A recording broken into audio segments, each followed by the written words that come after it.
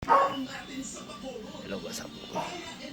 Yan, gawa tayo ng Yung content. pamangkin ni Iba, kumuha ng bahay na. Magawa tayo ng pag-vlog. Ayun, ano Umanda yung gupit ko, maayos naman siya. tapos siya ng bahay. Plain lang. Gupitan.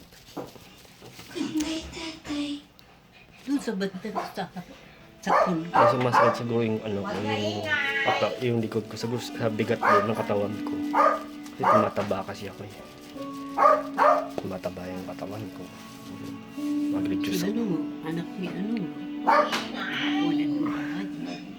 Ano? Doon sa malapit sa kanila. Hindi ko makailangan. Oo, Pang upa doon doon. siya nakatira. Mahal kayo ng upa, kala mo. Kasi pinaalis din siya. Hello, what's up? Hinihit. Gawa tayo ng content, no? Huwag ka na mawala. Content lang tayo.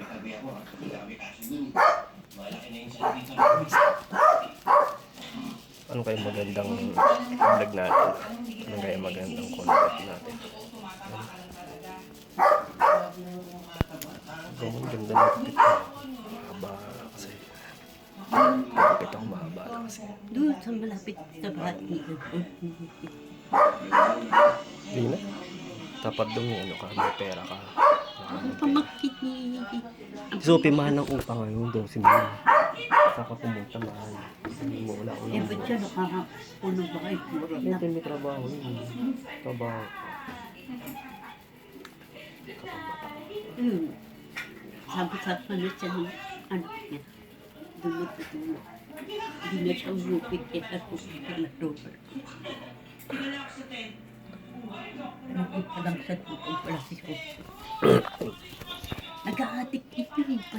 Kahit umupit na kasi sa ni Robert. Wala din matino yun. Kahit dati pa nakilala ko yun. Matino. Oo. Salbahe yun.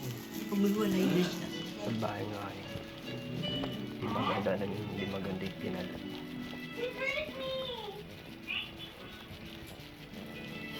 Sa buhay mo kaya lalalaman mo at marunong sa buhay talaga. Hindi mo aasa ka dito. Pencil.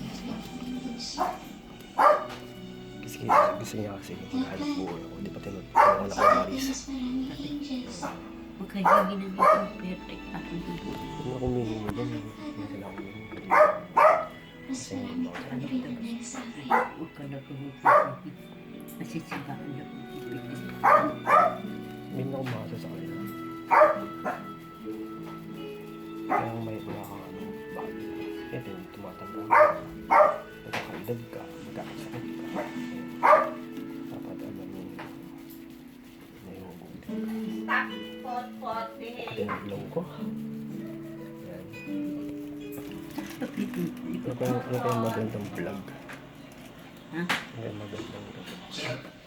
Paalam na. Ano po yun? Nandito ako para sabihin ang katotohanan.